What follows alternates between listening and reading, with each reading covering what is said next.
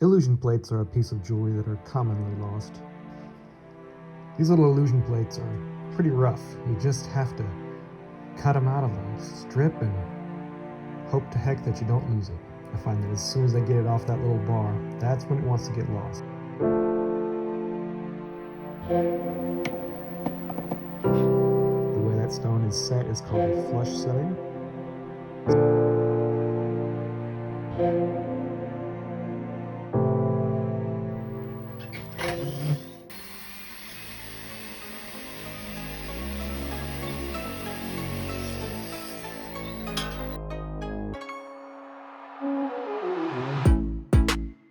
With a little bit of rhodium, it'll shine just like the originals.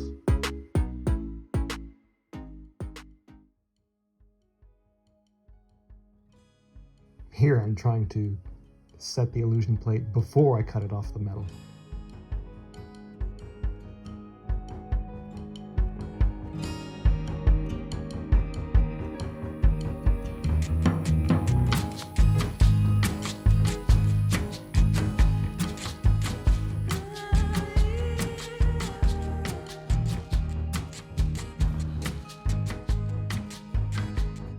Well, there we go.